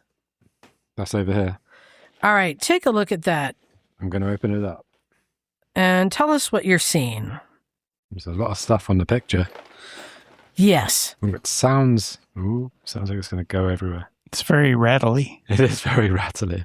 So, describe what you're seeing. It smells funny. It looks like lots of stripped parts in the future. Okay. All right. Hold on. So what you have is, this is all 1/4-inch drive, I believe. A small ratchet. It is. Yes, it is. Little, 4 or 5-inch ratchet, and 1/4-inch drive sockets, 1/4-inch drive Allen, Star, everything. So this is kind of I think this is a emergency repair kit. That, what I was saying earlier about, you get many cheap tools, so you have everything you might need. I think if you were going to carry that on your bike, you don't want every single socket. You'd want to have really the drivers for the fasteners that are actually on your bike. How do you rescue other people? Well, you would have common ones, right? I mean, you can see some of the casting marks is quite interesting. So this it looks kind of naff. this set, and I'll tell you one thing I do like about it too, is that it has that T-handle wrench as opposed to. So you have the regular ratchet, but that's just a simple T-handle quarter drive. What are you looking at? Just looking at some of the finish. Can you see? Oh, it yeah. in the top? That's some serious quality. So here's So the deal with serious. that. I paid $15.95. What do you think? $15.95? I would rather spend nice. more on fewer sockets. I'm trying to be better like quality. on everything else. I think has been like not so bad, but maybe Well, not this one. I tell you what, I found this same kit on Amazon for $14.99. So you can get it cheaper on Amazon. And I also found this same kit on a website called Sharpella.com. What is Sharpella.com? Sharpella.com is one of those catalog sites that finds interesting and cool things for the home, office, and garage. We used to see the catalogs on airplanes where you could shop, that kind of stuff. Like, I didn't know I needed an endless feeder for my cat, but that looks cool, right? Or a dancing cactus or whatever. Yeah. I found the exact same one on their site for $78. What this? Yes, Oh, that's crazy expensive for that. the exact same one for $78. That said, I bought when I was about 18 years old.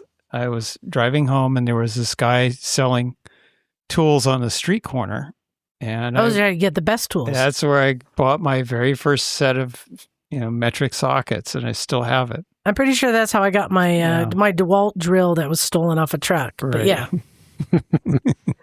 Just fell off. It fell off the It truck. happens. The point with this is, yes, we all look at that and we all know that is a shite quality wrench set. But for somebody who can't afford much, it'll give you a lot of tools. But also the fact that I think a lot of people don't realize that other sites and catalogs and stores are selling the exact same stuff at a massive markup. Yeah. And some of these things we don't know, like the angel lights. Walmart's selling them for $18 because they think that's what people will think the value is. People go, yeah, that sounds like a good price, and not realize they can buy it for $6.40 on AliExpress. There are people out there who are charging what they think people will pay. So you have to be aware of that. All right, we've Savvy. Shop savvy. okay, I have two more, and they aren't in this room, but you all got to see. The first one is I put it on my new bike, my Not a Tracer, and I got a CarPlay. This is the thing. I didn't even understand what this was. Everyone was talking about CarPlay for car. I didn't know, why do you need another thing for the car? Doesn't the car have all the things? Every car has a screen now that does all the things. Why do you need another screen? Does the Jeep have it? No. Oh. Ooh. But yeah, the Jeep shouldn't have it. Yeah. Agreed. And I was like, what's up with this? And I saw on one of the forums for the Ibex, somebody said, hey, I got this CarPlay off of AliExpress for the Android and it works great. I was like, maybe I'll check that out. I'm not sure why I need it, but I checked it out and I went and ordered it for $56.46. That's so cheap. Now, here's what it does. And they have different versions. Some of them come with cameras that you can mount on the motorcycle, front and rear. This is a very simple one, and it was very simple to wire into the bike. I actually already had a aux wire going into my tail light for a powered source for something else. I just doubled it up into that. What it does is it hooks up to my phone. So I have my maps on a larger screen. And I also have my music. It brings up my music. The two things I most commonly use together, which is hard when I'm on my phone because in your gloves, sometimes it's very hard going back and forth between the two. I want to skip that song. And this does a split screen, so I have both of them up. But more importantly, it lets you put your phone in your waterproof pocket. Right. And not have it out on the handlebars if there's rain or something. So the CarPlay thing's waterproof as well? It's $50. I don't know. We'll find out. But it also takes voice command. So I was able to call people. Yeah, because it's using the voice command on the phone. It's just an extension of the phone. Right. So I thought, this is kind of cool. So, Liza, just to clarify, Yeah. this is something that your phone would connect to over Bluetooth? Yes. And then you would have your Bluetooth headset connected to the CarPlay? No. It connects to the phone. Yeah, it connects to the phone also. So you have no headset. So No, I do. I used it. What it does is it screen mirrors what's going on the phone. Yeah. So if you're running the map application, it'll mirror that onto the screen. Right, but how do you use your headset? That Same goes way. to the phone. That Everything's doesn't going change. through the phone. But like if you have a Senna that's connected to your phone normally. I rode yesterday, listened to music, and was able to skip and pause on the CarPlay. Huh. And make phone calls and use the directions on the map. All the things. Worked with your Senna. Worked with my Senna. Interesting. Because it's all going through my phone. And for $56, this came with different versions of like handlebar mounts and the whole, the clamp for the ball ends and all that stuff. And it's waterproof and weather resistant? Supposedly. Allegedly. Yeah. But and it's like 1/5 the price of a Garmin. Yeah. So $56.46 on AliExpress. Yeah. However, I found the same exact one on Amazon for $44.77. Wow. Which one did you buy? I forget the brand name. But did you buy it on Amazon or Temu? Oh, no, Amazon. Oh, that's right. Because you were looking at one today. Was that you? No, it was Kelly. Yeah, screw Jeff Bezos. We haven't even gotten into that. The brand name I got was, I'm trying to remember now. Here we go. I'm bringing it up. Oh, there's the angel wings, the tire kit, and here we go. V-Topec. Yeah, 5-inch screen. V-Topec. So. How's it visibility in bright sunshine? Fine. Like I said, I did a ride up one and through the hills, same route I took you on or sent you on. However, beware, because I found the same model at Walmart for $150. Wow. This is interesting. Again, isn't it? I know. Because here's the thing that I'm very skeptical of things that are sold on Temu.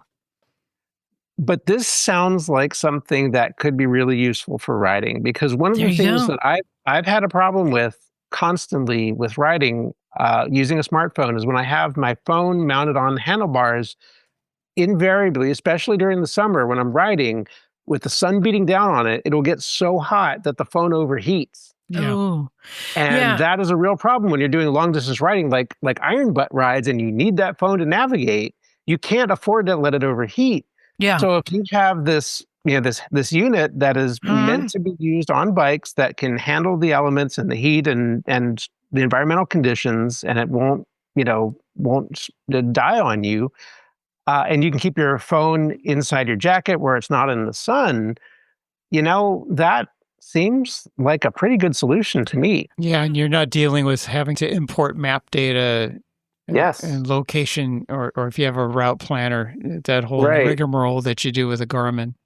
Right, and you can just plug your destination in your phone and just follow that, and not have to deal with GPXs and all kinds of programming routes for hours beforehand. I might be tempted to buy this. There you go. Well, again, So the question is how durable is it? Is it? Yes. Yeah. So that But- remains to be seen. well, But for $50, I mean, if for That's not that $50, bad. put it at risk and not your phone. Yeah. yes. Especially if God forbid, if you do eat it and Yeah. you damage the thing, you're only losing $50 versus like 300. $1,000. Or don't forget, or at Walmart, Yeah. $44.77. Yeah. Well, I mean, phones, new smartphones these days cost like $1,000 or more in some cases. So that's a big difference. All right, one last one. Again, this one is on my bikes, and you got to use this on the Ibex. Did I? You did. Fog lights. Oh, yeah. And I suggested as you leave, make sure you turn it onto the amber lights. So fog lights are visibility, and this is something that I've put on many of my bikes, and I've seen the price come down and down and down and down. I mean, I remember going on Revzilla and buying like Denali's on sale for $2.99, These fog lights, which were very easy to use, you couldn't see it at night, very bright. What I like about them is that they have white and amber, or a white and amber mix. I also put a similar pair onto my Not a Tracer, and those have another mode that turn them into flashing lights. And if you're really in a situation where you're having to like go up the side of the road or do something, split traffic, you could put that on and you're really going to be visible. Bagel, what do you think fog lights are worth these days? Emu fog lights, I'm going to say $29.99. Bagel, with all these different features? Yes. No, you're just guessing how much Temu is. What Yes, I am. No, what are fog lights worth? Oh, you mean like What do you think? like But the retail? value, what is the value? Don't try and guess how cheap they are. Guess what the Okay. value, what you place the value at for something like this. Well, you're talking about what I would pay or what retail market price is for these? Yeah, what do you think is an acceptable price? I mean, retail market price, you're probably looking at $149 or $200, something like that. Fair enough. So that'd be like the Revzilla. Right, or Cycle Gear, or So motorcycle shop. for both pairs that are on the Ibex and on the Not a Tracer, they were around $58. Each pair or for Yeah, for a pair. This is on Temu or AliExpress. okay. And what I like on the you can get them in different types, but they usually come with a clamp if it's going to go on engine guards, a mount if it's going onto a bar, like a bolt mount. It comes with a lot of different options. And the other thing that I like about these, the button that mounts on the handlebars Yeah, the button was good. it's a metal case with rubber buttons. It looks very well built, not plastic. So yeah, $58. Found the same ones on Amazon for $79.99. And when I went to Revzilla to find not Clearwater, not Denali, just the cheapest, found a company called Custom Dynamics, $3.99. Oh, that's nuts. Wow. There were many different brands around $3.99. That was about the cheapest you could find them for brands I'd never heard of. Why are they charging $3.99 when you can get them for $58 on Because somebody's AliExpress? willing to pay that. And that, my friends, is AliExpress or not? What do you think? I think it's one, Yeah?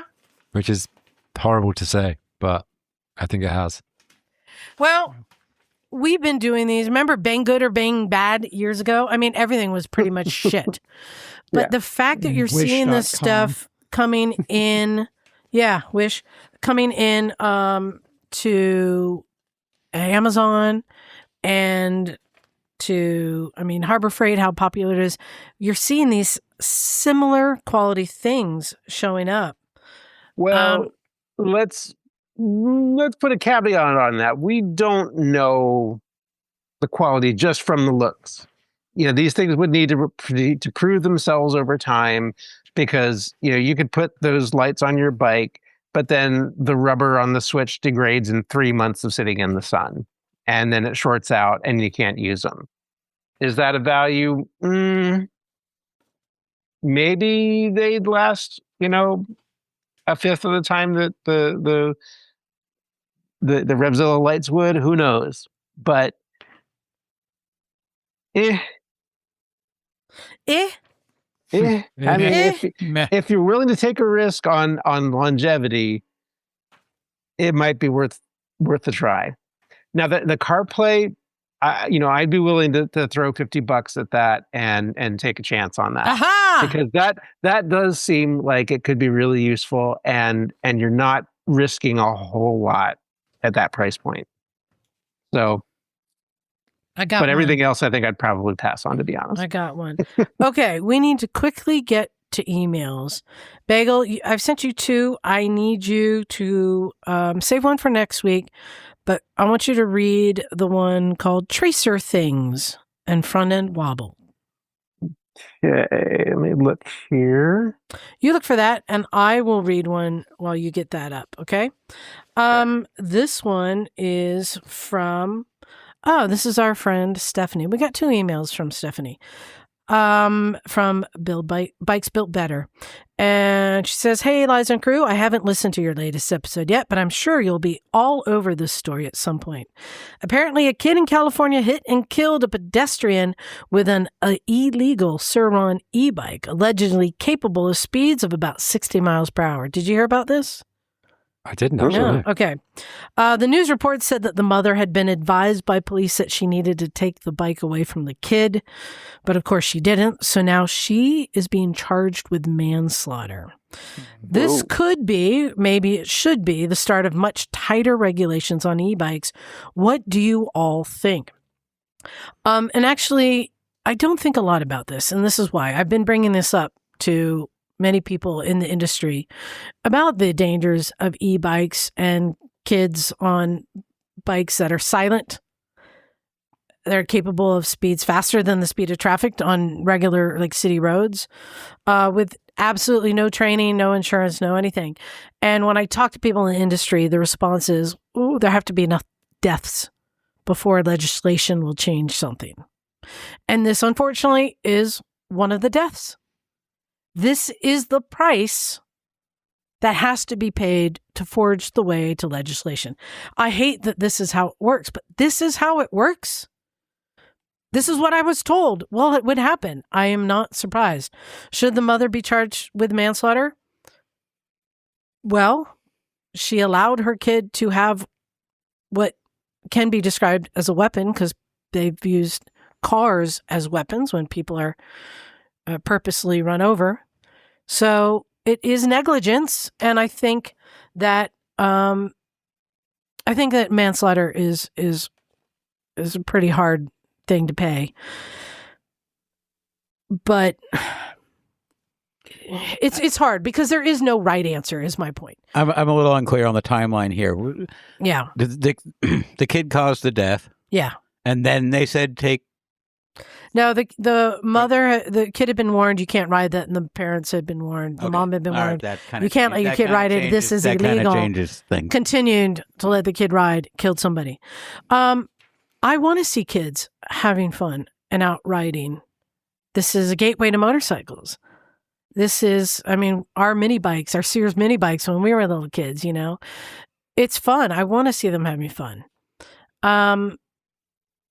So I don't want to take that away, but I want to see them get training or some sort of registration or some sort of license or something, right? But maybe if you can't drive till you're 16, maybe you can ride an e-bike when you're 13. I think there needs to be legislation.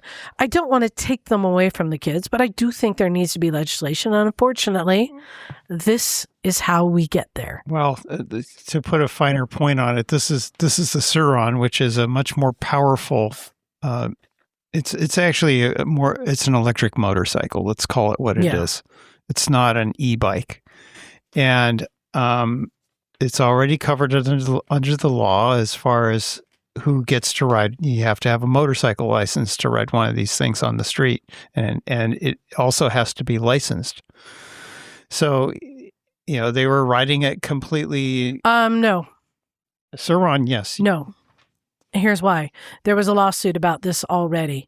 Sur-Rons have two different modes. One is the street legal mode that gets it to pass it's restricted. Therefore, it qualifies as, I forget, like the level 1 e-bike. Or something like doesn't have pedals. That's the problem. But not. It met the qualification of being limited. And then they were sued because people were riding in off-road mode. So they locked it down so you can't unlock it. But you can go get an aftermarket app that will unlock it. Of course. Which they are not responsible for because they locked it down. So now who are you going to go after? This aftermarket app? I mean, they found a loophole to get around it. But they did that to make sure that they are street legal because they have two different modes. So I don't know. We're going to have to see where legislation goes. But I think that, kids need to get some training, and there needs to be, I don't know. It'll be interesting to see how it's just really tricky because you weren't riding your Sears mini bike on the street everywhere and doing this and doing that. But now they're so accessible that it's hard not to ride it on the street. Do you know what I mean? I will tell you what I think is the answer. I think everyone's looking at legislation and they're looking at blame. But I have said, if you put headlight modulators on e-bikes and made them more visible, you would prevent a lot of these accidents like this. That's a car versus e-bike situation. This was an e-bike versus pedestrian. Sure. Is that right? But I'm just saying, make it more visible. That's one thing you do. No one's looking at that. Let's make it more visible. And can't we add sounds too? Maybe. But I'm just saying, look, if they want to make it more visible, will it cut down every potential accident? No. But will it save some people? Because I've been that person in Manhattan going to cross the street and I look up the bike lane, I don't see anything, and next thing I know, shung, and almost hits me. I'm like, holy shit, where did that come from? Right, and that's something that shouldn't be in the bike lane if it's moving that fast. Yes, but if it had that headlight modulator, I probably would have seen it, because when I glanced, I didn't see it. I'm just saying, there are times that may have a positive outcome, but no one's talking about that, are they? They're talking about blame, and they're talking about legislation.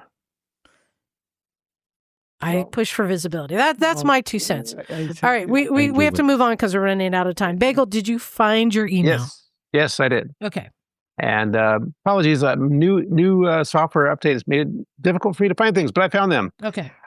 This is an email from Roy.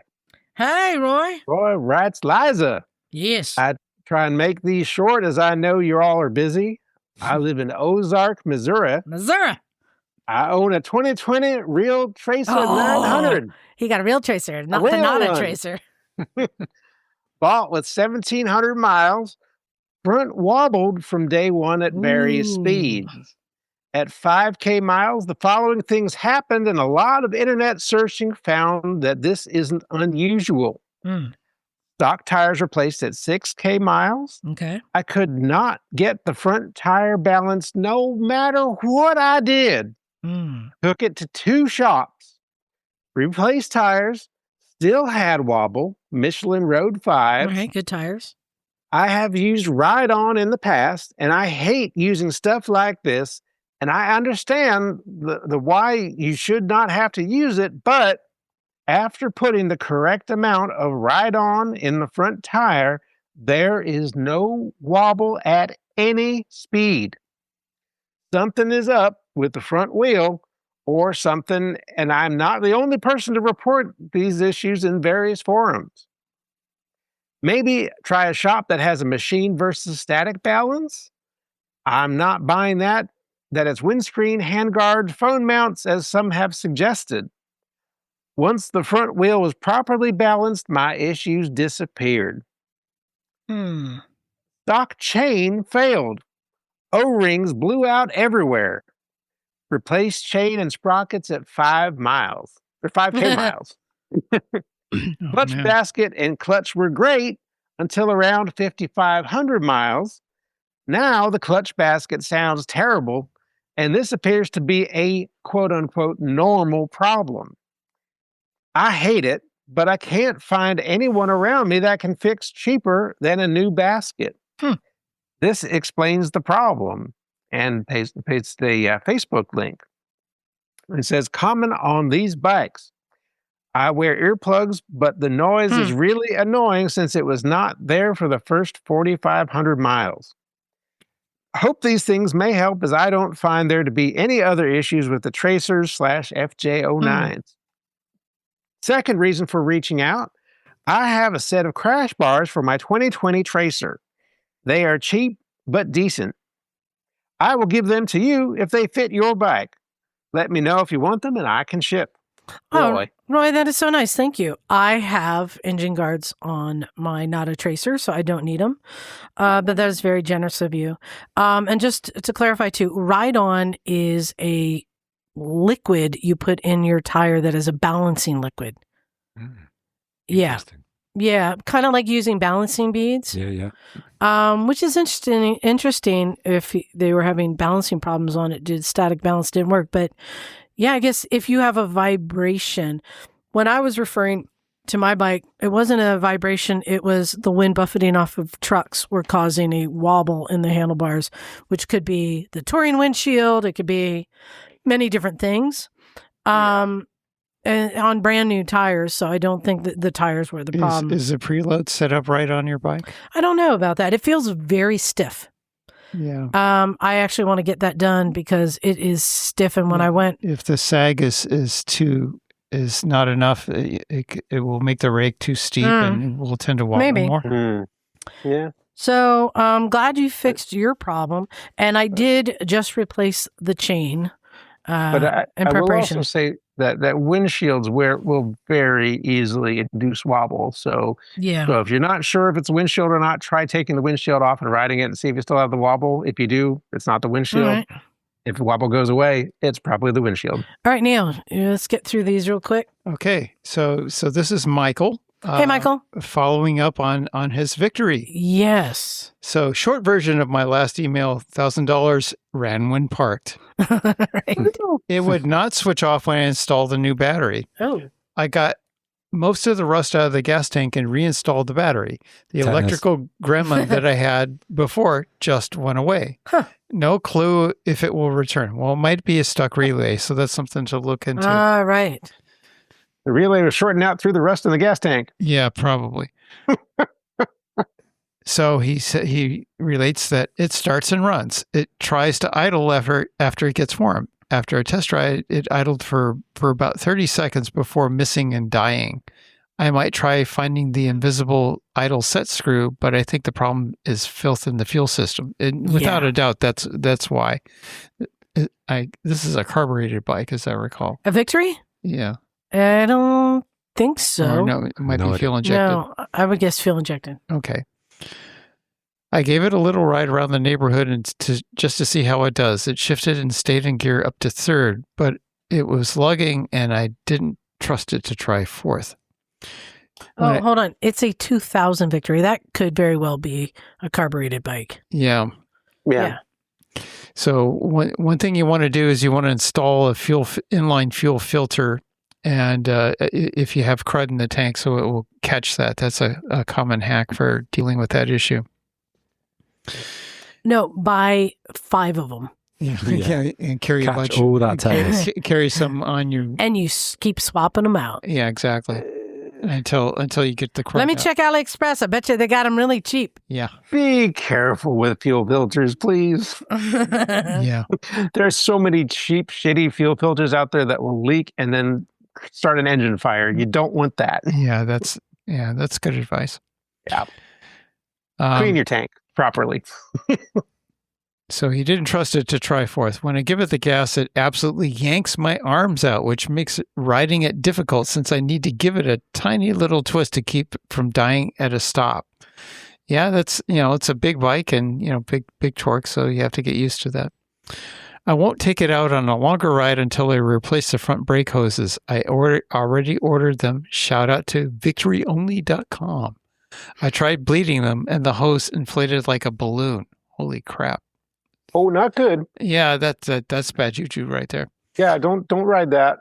yeah, especially a front brake hose. Boy, that's Jesus. bad. Yeah, no. Thanks for the tips, Mike D and SC. Hey, Mike. I found the deal. I found the deal on AliExpress. Come on, you guys. It is a 10-piece for $6.59 of fuel filters, inline fuel filters. There you go. Mike. Buy it, There Mike. you go. A 10-piece of engine fires? All right. You got one there, Charlie? Do I have to do accents as well? You already are. Oh, yeah. Do I have to do a Pennsylvania accent? Do you got one? I have no idea. Okay. I'm going to try. Hi, Liza.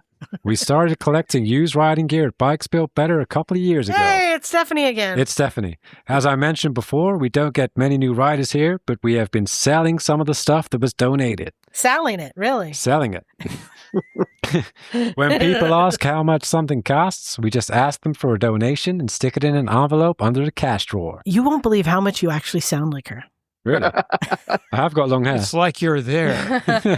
Today, I was able to donate $100 to each of your favorite motorcycle charities. The Motorcycle Relief Project, MotoGo Cleveland, and FirstRides.org. Yay, Awesome. that's awesome. Thanks so much for all you guys contribute to the motorcycling community all over the USA. Stephanie, Bikes Built Better, Pennsylvania. You really try to emphasize that. Contribute. How would you say it? Contribute? Contribute? No, not contribute. Contribute. Oh, yeah, contribute. That's your American. Yes. No, contribute, we say. Contribute. Yes. Contribute. That is so awesome because I tried doing that, sending out gear to different motorcycle shops and just sell it for jackets, $20, whatever, and we'll donate to different nonprofits. One of them was First Rides. And so the fact that she's doing that successfully, this is a great role model and maybe someone else can do that. Free gear. I mean, you guys saw people drop off really nice stuff. Yeah. And because they don't need it. The jacket I borrowed from you earlier had the tags in it. So. Yeah. Wow. And for shops to just say, hey, just donate whatever and then donate and give that money to a nonprofit is a great thing. So thank you so much. I appreciate you doing that, Steph. All right. What you got there, Matt? I have a PA one too, and I neither can do the PA accent or whatever that was you were doing. It says, hi all, in reference to episode 673 and my ideal dealership model, Yes. I want a franchise network of small repair shops serving the immediate area with access to a vast inventory of parts, bikes, and accessories from the parent company. Don't we all? With routine demo days there of bikes that local customers have expressed interest in on loan from the parent company. Keep up the awesome show, Dave and PA. I think that all sounds wonderful. Let's do it. Yeah. And the unfortunate thing is, I don't know if you're aware, but here in many places in the U.S., that's just not attainable anymore because the cost of real estate, the cost of insurance, the cost of labor is too high to be able to afford things. And then dealers getting the squeeze from the manufacturers. There are many places where the cost of living and the real estate are low enough. They can still do that. We don't have any left here, do we, Neal? No. No. Not so much. Yeah, when I moved here, there was 7 dealerships around. There's none now. 0. We have to go Oh, there's one. about 45 minutes in 3 different directions. I just don't know if we're going to see that. But the good news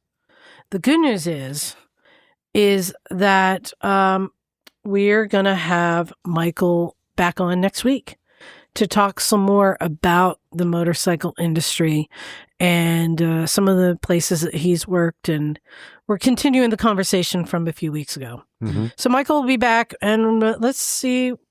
Yeah, let's get more into it. And it kind of ties into with our AliExpress. We're going to talk about the impact that China's having. And we'll ask him what he thinks of these tools and parts coming out of China. And is it worth it? Or is it harming? Is it undercutting all of our dealers in our industry?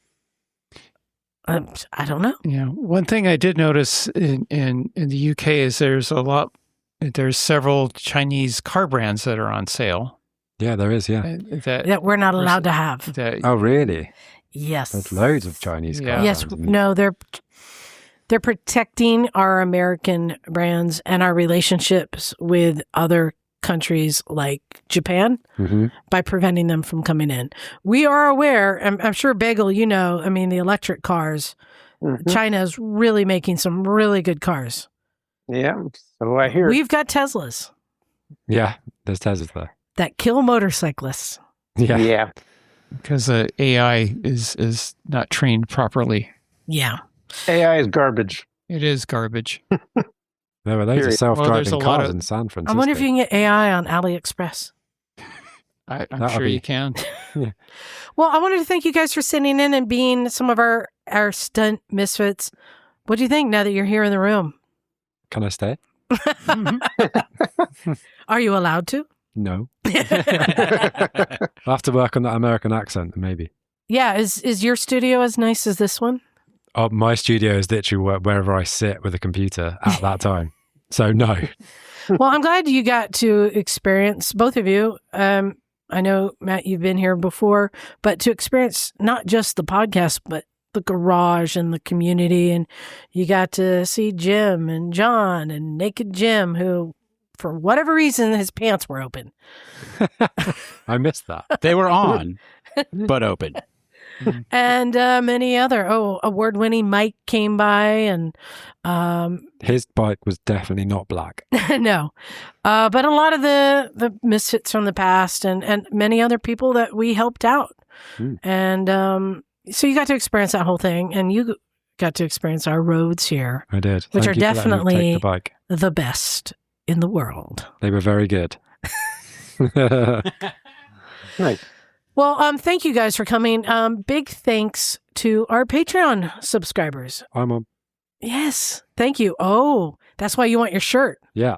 They're coming tomorrow. I need the one from last year as well. Wow. No, there's none left. God damn. I got the last one. Yes, there's none left. Sorry.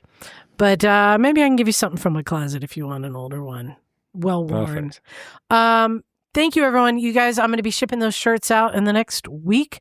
So, Bagel, keep a lookout for your shirt coming. And thanks to all the listeners for sticking with us.